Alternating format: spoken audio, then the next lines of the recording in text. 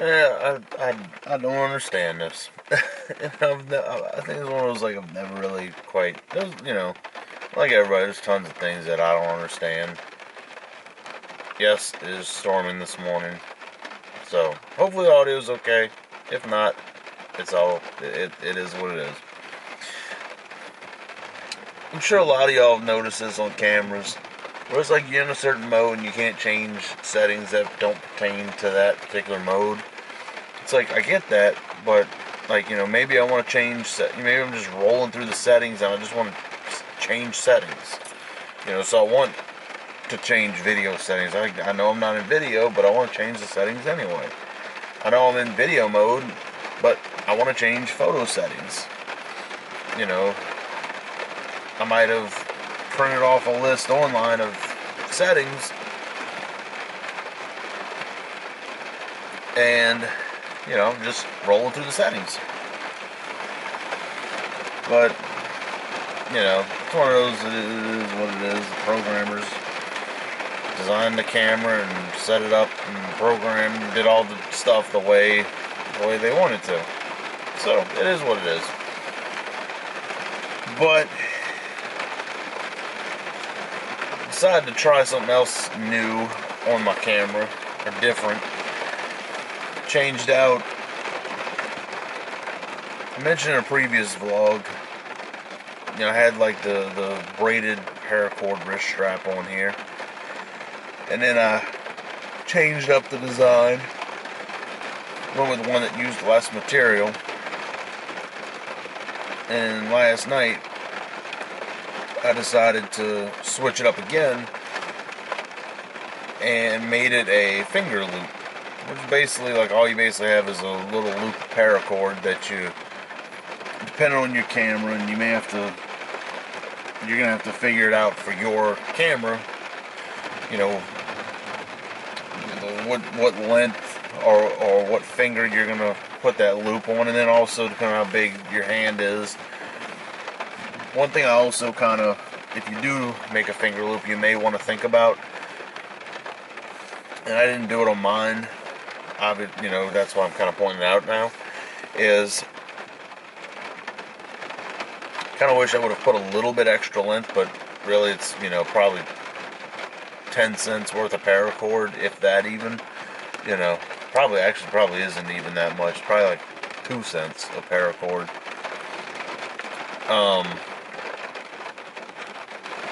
And 10 seconds with a lighter to burn the ends. But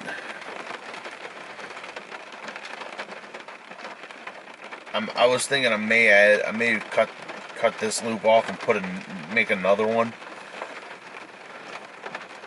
to give it a little bit more length, so I can have, if I have the little loop on my finger, I can so comfortably hold the camera in the palm of my hand. Whereas right now it's a little bit short for doing that. But that's what I like about making things and doing stuff yourself, is you can, there are limitations sometimes, but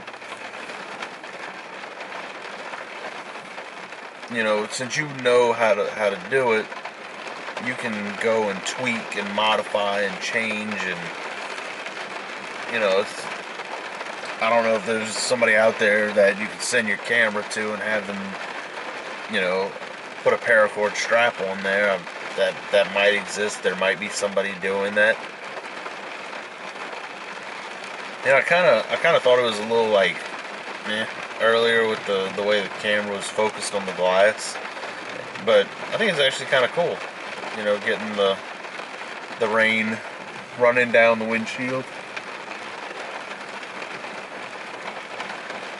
Oh man, I'm so tired.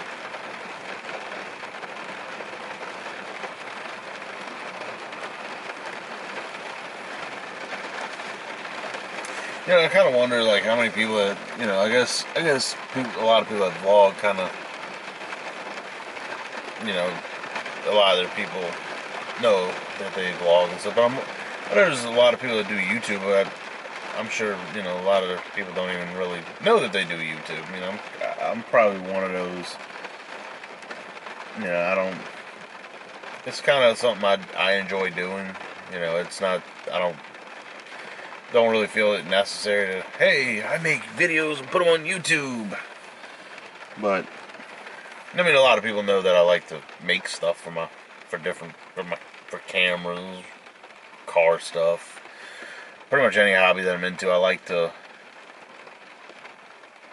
learn as much as I can about that hobby, and you know, I think it's all part of the hobby is, you know, making stuff, and well, not really making stuff, but just knowing as much as you can and give yourself a depth of knowledge.